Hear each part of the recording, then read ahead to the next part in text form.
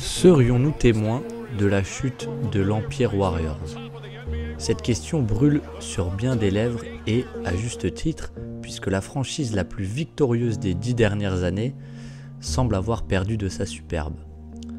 Depuis leur couronnement presque surprise en 2022, les hommes de Kerr glissent doucement sur la pente du déclin, allant même jusqu'à manquer les playoffs la saison passée. Pour la 3e fois en 5 ans, et malgré tout pour la 2e fois en 4 ans, si on nommait l'année avec toutes les blessures. Et comme pour enfoncer le clou, le légendaire Big Three s'est définitivement séparé. Et aucun grand nom n'est venu ranimer cette flamme vacillante. Et pourtant, il ne faut pas oublier la très bonne deuxième partie de saison de ces Warriors, marquée notamment par l'émergence d'un Jonathan Kuminga en pleine lumière. Et si le recrutement semble modeste, il comble pourtant bien des lacunes, mais il laisse en suspens une question cruciale. Qui, hormis Stephen Curry, portera le fardeau du scoring? Jonathan Kuminga est-il prêt à franchir ce cap et à endosser de plus grandes responsabilités offensives? Les Warriors en auront désespérément besoin s'ils veulent encore rêver d'une dernière danse autour de Steph Curry et Draymond Green. Les deux étoiles brillent toujours intensément, mais le sablier se vide inexorablement. L'utilisation de Kuminga pourrait être la clé, mais suffira-t-elle à ouvrir les portes du paradis une ultime fois pour ces habitués des sommets? Bienvenue.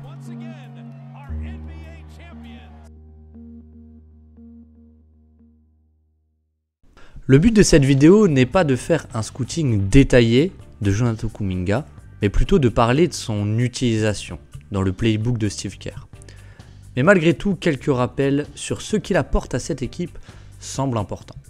Puisque Jonathan, c'est un athlète sensationnel dans tous les sens du terme. Le fameux combo mensuration, force, explosivité horizontale et verticale tant recherché, avec en plus le bonus d'agilité. Et avec ce profil physique, Jonathan Kuminga apporte deux choses primordiales en termes d'efficacité. Une grosse pression au cercle et du jeu de transition. Deux aspects encore plus importants, vu que les Warriors ne sont pas très bons dans ces deux domaines. Pour ne pas dire nul, puisque Golden State c'est 30e en fréquence au panier depuis 2 ans, et c'est 26e en fréquence de transition et 29e en efficacité sur ces actions de transition.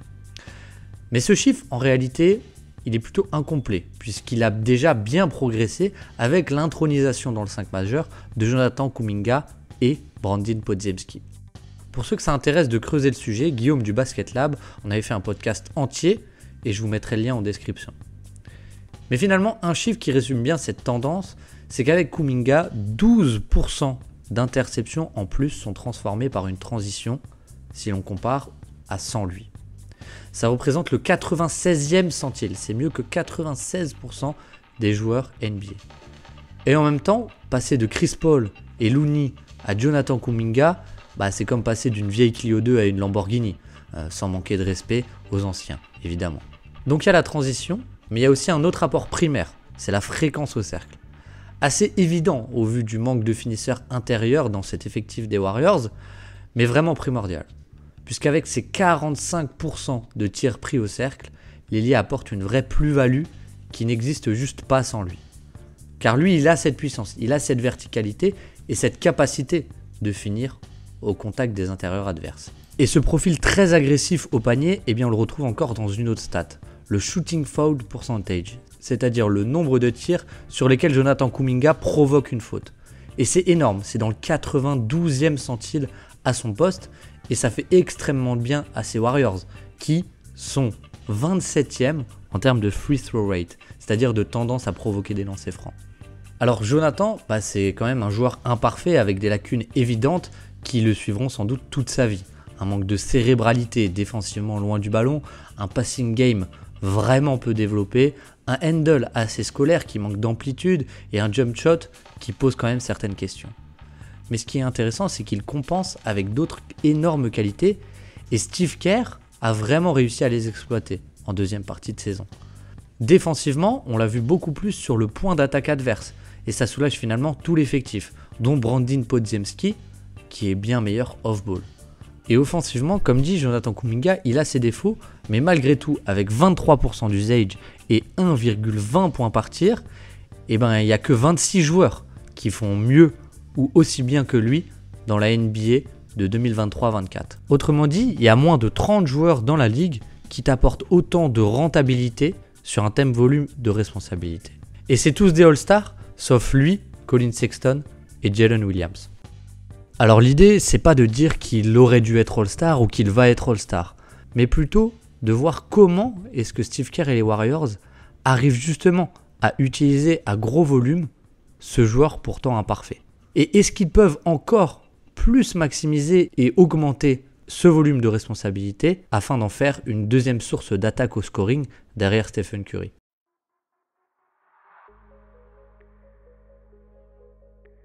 Et la réponse à la question de l'utilisation de Jonathan Kuminga, on pourrait la séparer en deux parties. La première, c'est on-ball. On-ball est notamment dans le jeu de pick and roll avec Stephen Curry. Ici, vous le voyez, il est utilisé en poseur d'écran pour justement Stephen Curry. Et Stephen Curry, quand il fait un pick and roll, il est souvent trappé. Et donc, qu'est-ce que ça fait? C'est que ça libère le rollman. Et justement, ce qui est intéressant avec son profil, on l'a déjà un peu évoqué, mais c'est ce côté verticalité et agressivité au cercle qu'un Looney ou qu'un Draymond Green, quand il est utilisé en poseur d'écran, est incapable de faire. Mais le plus intéressant, c'est peut-être pas avec Jonathan Kuminga en poseur d'écran, mais bien les pick and roll inversés avec Stephen Curry en poseur d'écran. Parce que comme on l'a dit, on peut avoir souvent le pivot adverse qui va se retrouver en défense directe sur Jonathan Kuminga. Et donc là, qu'est-ce qui se passe? On va utiliser Stephen Curry en poseur d'écran. Et qui dit Stephen Curry en poseur d'écran dit potentiellement une sortie à 3 points ici. Et donc il a une telle gravité que Malik Beasley ne peut pas le lâcher. Et Brook Lopez, cette fois-ci, il est dans le rôle du navigateur d'écran, du défenseur on-ball. Et donc le switch est impossible et Brook Lopez n'arrive pas à naviguer l'écran.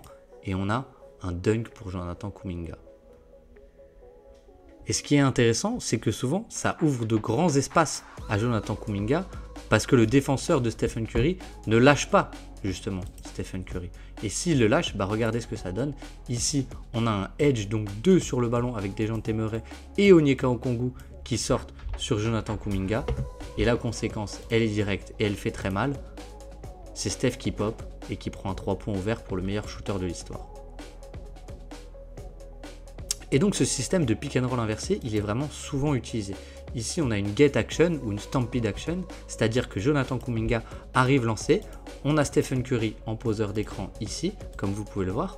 Et ce qui est très intéressant, c'est que, comme je l'ai dit, c'est souvent un intérieur qui va être sur Jonathan Kuminga. Ici, c'est Trey Lyles et c'est des joueurs qui n'ont pas du tout l'habitude de naviguer des écrans. Et comme dit, le défenseur ici, Keegan Murray, il va rester attaché à Stephen Curry.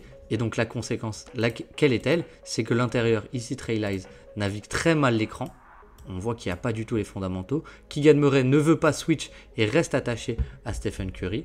Et donc, on a une grande ligne de drive ouverte juste ici pour Jonathan Kuminga.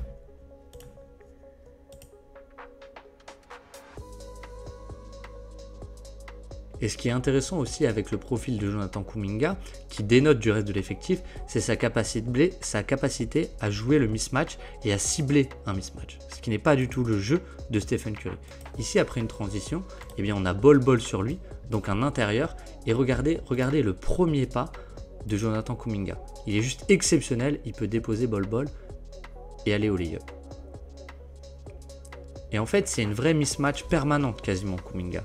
Parce que face à des intérieurs, il peut driver. Et si jamais sur ce pick and roll, donc comme ici, on a un switch, c'est-à-dire que Siakam se retrouve sur Stephen Curry et que donc le défenseur de Curry, Haliburton, se retrouve sur Jonathan Kuminga, Jonathan Kuminga, il a aussi le mismatch face à un Tyrese Haliburton. Donc ici, il reçoit la balle au poste et vous allez vite le voir, il peut le dépasser en vitesse et surtout en puissance et monter au dunk, sans que Tyrese Haliburton ne puisse rien faire. Ici, on a encore un pick and roll inversé et cette fois-ci, les Sixers switch. Sauf que du coup, on a Daniel House ici qui est beaucoup moins puissant que Jonathan Kuminga. Et que vont faire les Warriors? Ils vont lui redonner la balle lancée cette fois, donc une stampede action encore une fois. Et Jonathan Kuminga, boum, a la puissance nécessaire pour exploiter le décalage. Et ce que je trouve vraiment intéressant avec Jonathan Kuminga, c'est que peut-être que son shoot ne viendra pas, mais un aspect où on peut espérer un peu de progression, c'est sur le passing, sur ces situations sur drive. Donc ici, on a un pick and roll, on a un switch, et donc on a Tim Hardaway Jr. face à Jonathan Kuminga, qui le drive en puissance. Et vous le voyez, il est obligé de faire venir l'aide ici de Dereck Lively qui vient faire l'aide. Et donc que se passe-t-il? Et bien on a un Kevon Looney qui est tout seul. Et c'est là vraiment la marge de progression de Jonathan Kuminga, c'est de voir ses aides. Ici on a une très très belle passe pour Kevon Looney, de voir ses aides pour justement pouvoir profiter de son avantage physique presque constant.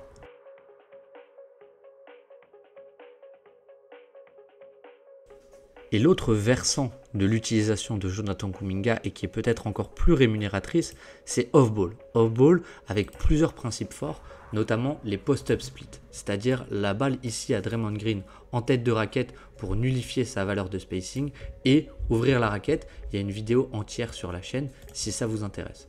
Et là, qu'est-ce qui se passe? Eh bien, donc on donne la balle à Draymond Green et ici, on va avoir un écran de démarquage pour Jonathan Kuminga qui peut cut dans la raquette et avoir la raquette dégagée pour lui où sa puissance physique fait le reste. Et ce qui est très intéressant, c'est la manière de pairer Jonathan Kuminga en tant que poseur d'écran avec un très bon shooter, comme vous allez le voir.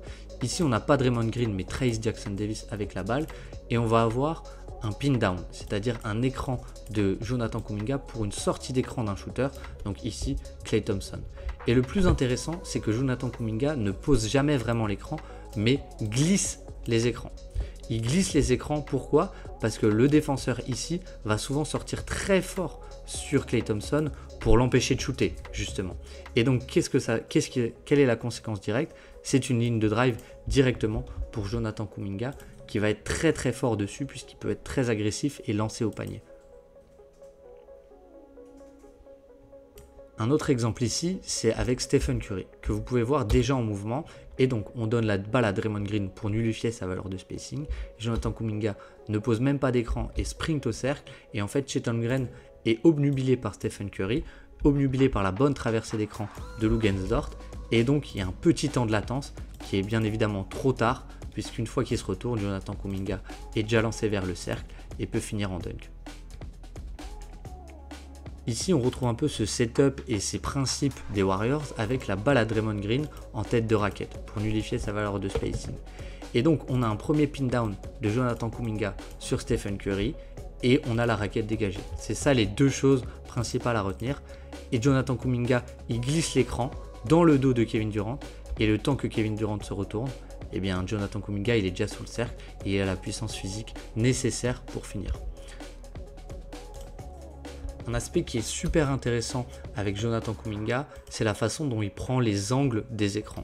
C'est-à-dire qu'ici, c'est un exemple que vous connaissez sur la chaîne, un flare screen pour Klay Thompson. Et que se passe-t-il? Et vu qu'il switch, et ben Jonathan Kuminga a la position préférentielle pour un roll au panier directement et avec Norman Powell ici qui va être dans son dos. Et en fait, Jonathan Kuminga est très fort pour garder ce petit avantage et l'exploiter jusqu'au bout, puisque une fois qu'il est lancé, eh ben, il est complètement inarrêtable.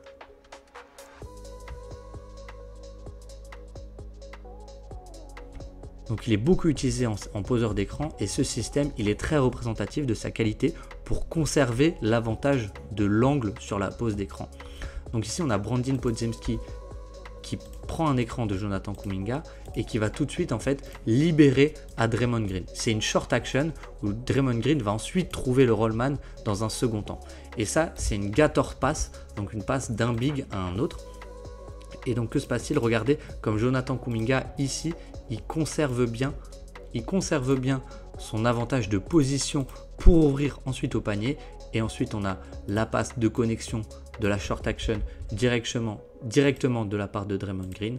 Et la raquette est encore une fois ouverte et c'est un dunk.